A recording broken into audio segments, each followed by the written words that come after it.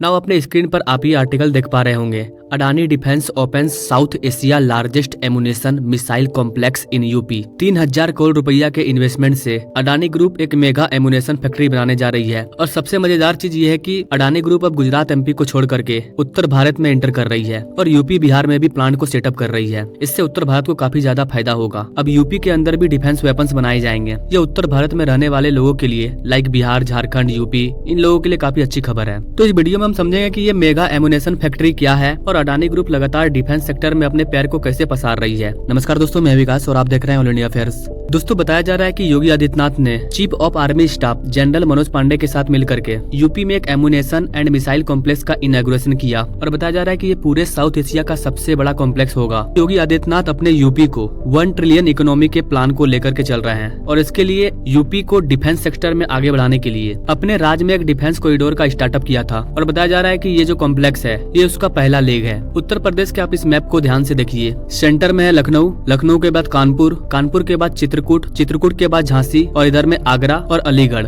इन जगहों पर defence corridor बनाया जा रहा है। मतलब ये एक ऐसा रास्ता है जहाँ पर आपको बीच बीच में हर जगह पर डिफेंस सेक्टर मौजूद होंगे, डिफेंस इंडस्ट्री मौजूद होगी और इन 6 स्थान पर डिफेंस के बड़े बड़े प्लांट सेटअप किए जाएंगे और 6 के 6 एक ही रास्ता में समाहित है। इसे एक कॉरिडोर के जरिए कनेक्ट किया गया है। तो अपने योगी आदित्यनाथ ने जो प्लान बनाया था उसका काम स्टार्ट हो चुका है और लखनऊ और कानपुर के बीच का जो एरिया है उसमें पूरे साउथ एशिया का सबसे बड़ा डिफेंस एमुनेशन फैक्ट्री बनाया जा रहा है। और बताया जा रहा है कि इसके वजह से सिर्फ इस डिफेंस इंडस्ट्री के खुलने की वजह से नियरली 4000 जॉब क्रिएट होंगे। 3000 करोड़ यहाँ पर खर्चा किया जाएगा। और बताया जा रहा है कि इस कॉम्प्लेक्स के बनने से MSME पर काफी अच्छा इफेक्ट देखने को मिलेगा। MSME मतलब माइक्रो स्मॉल मीडियम इंटरप्राइजेज। ये हमारे इकोनॉमी में एक बड़ा रोल प्ले करते हैं। अगर कोई बड़ी कंपनी आती है तो अपने छोटे पार्ट्स वगैरह बनाने के लिए इन्हीं MSME को दे देती है। तो बताया जा रहा है कि कानपुर में जब ये कॉम्प्लेक्स बनकर के तैयार हो जाएगा तो आसपास के MSME को इनके ऊपर 5 टाइम्स मल्टीप्लायर इफेक्ट देखने को मिलेगा। और गाइस यहाँ पर आपको बता दें कि पुलवामा अटैक में जो हमारे जवान मरे थे बेसिकली उनको डेडिकेट करते हुए ये कॉम्प्लेक्स का निर्माण किया जा रहा है। बताया जा रहा है कि इस इंडस्ट्री में बहुत ही एडवांस तरीके के डिफेंस वेपन्स को बनाया जाएगा। चूंकि ये एक एमुनेशन फैक्ट्री है, बहुत सारे लोगों को एमुनेशन का मतलब पता नहीं होगा। दोस्तों, एमुनेशन का मतलब बहुत ही सिंपल है, fundamental part of all fire arms. मतलब हमारी आर्मी चाहे तोप चलाए चाहे बंदूक चलाए, उसको फायर करने के लिए कुछ चाहिए। बंदूक होगा तो उसमें गोली होगा, तोप होगा तो उसमें गोला होगा।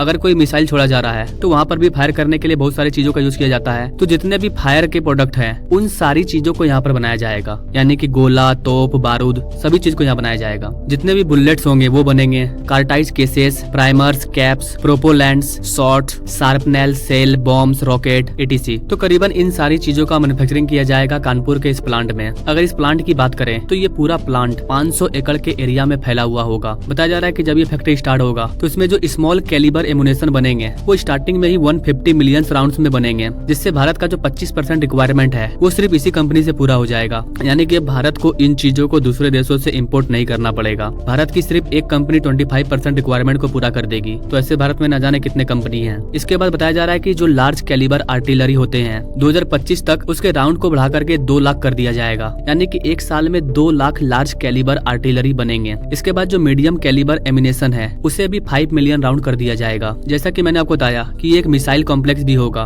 तो जितने भी शॉर्ट रेंज और लॉन्ग रेंज के मिसाइल बनते हैं उसका भी प्रोडक्शन यहाँ पर किया जाएगा। अब अगर हम बात करें अडानी की डिफेंस सेक्टर में एक्सपेंशन की, कई उत्तर प्रदेश की जो इंडस्ट्रियल डेवलपमेंट अथॉरिटी है उसके द्वारा एक मेमोरेंडम ऑफ अंडरस्टैंडिंग को साइन किया गया था अडानी ग्रुप के साथ, अडानी एरोस्पेस के साथ, अडानी डिफेंस के साथ और भी कई कंपनियों के साथ MOU पर साइन किया गया था कि कानपुर में साउथ एशिया का सबसे लार्जेस्ट मैन्युफैक्चरिंग फैसिलिटी बनाया जाएगा बेसिकली आर्म्स और एमुनेशन के लिए। और इसके लिए अडानी ग्रुप के द्वारा 202 हेक्टेयर का जमीन को एक्वायर किया गया ताकि वहाँ पर 4 प्लांट को बनाया जाए। इसके बाद अडानी ग्रुप ने 2 कंपनी को यहाँ पर तैयार किया जो कि इजराइल की कंपनी के साथ मिल करके 12 प्रकार के गन को यहाँ पर बनाएगी। इसके अलावा अडानी ग्रुप ने यह भी बताया कि वो अरमाको जेएसको के साथ मिल करके 40 प्रकार के एमुनेशन एंड रॉकेट सिस्टम को यहाँ पर बनाएगी। इसके अलावा यहाँ पर लाइट मशीन गन भी बनाया जाएगा, 9mm पिस्टल मसादा बनाया जाएगा, सब मशीन गन बनाए जाएंगे। इस तरह के कई हथियार यहाँ पर बनाए जाएंगे। वैसे हथियार जो अब तक भारत दूसरे देशों से मंगाता था वो सब भारत में बनने वाला है। इससे फायदा ये होगा कि भारत का जो सपना है कि हम $5 बिलियन का एक्सपोर्ट करें डिफेंस के मामले में। CSL कंपनी यहाँ पर 155mm के आर्टिलरी गन बनाएगी, 200mm के कैलिबर को बनाएगी और इसके लिए अलग से 5 एकड़ का जमीन प्रोवाइड कर दिया गया है। और बताया जा रहा है कि CSL के सिर्फ इस कंपनी से 1000 लोगों को रोजगार मिलेगा। ये सब चीज इतना जरूरी क्यों है? एक रीजन तो ये हो सकता है कि हमें अपने लोगों को रोजगार देना है ताकि लोगों का पर कैपिटा इनकम सही हो। ये चीज भी है। इसके अलावा एक रिपोर्ट में ये देखा गया है कि Bharat total global arms import में अकेले 11% का इंपोर्ट करता है। रिपोर्ट के अकॉर्डिंग 1993 से लेकर के 2022 तक भारत आर्म्स के मामले में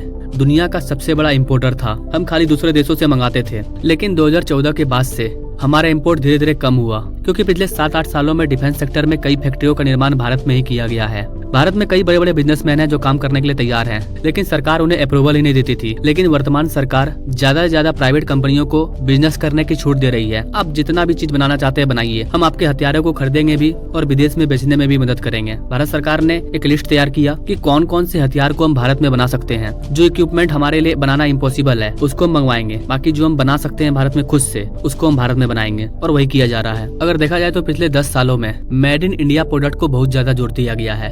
हर जगह पर मेड इन इंडिया और मेड इन चाइना का भारत के अंदर बहिष्कार किया गया है, जिसकी वजह से हमारे भारतीय कंपनियों को बहुत ज्यादा बूस्ट मिला है और वो ग्रो कर रही है। और इसी की वजह से जो भारत 2014 से पहले वर्ल्ड इकोनॉमी में 11वें नंबर पर था, वो 5वें नंबर पर है और बहुत जल्द तीसरे नंबर पर आ जाएगा। तो ये है मेड इन इंडिया का कमाल। अगर भारतीय कंपनियां ग्रो करेगी तो ओवरऑल भारत ग्रो करेगा, भारत के लोगों को रोजगार मिलेगा। आई होप गाइस आपको हर चीज क्लियर हो गया होगा कि अडानी ग्रुप कैसे पूरे साउथ एशिया का सबसे बड़ा डिफेंस एमुनेशन कॉम्प्लेक्स बनाने जा रही है उत्तर प्रदेश के कानपुर में। Now thank you for watching. अगर आप ऐसे ही लेटेस्ट अपडेट के बारे में जानना चाहते हैं तो हमारे चैनल से जो जुड़िए। मिलते हैं अगले वीडियो में एक नई जानकारी के साथ, तब तक के लिए जय हिंद।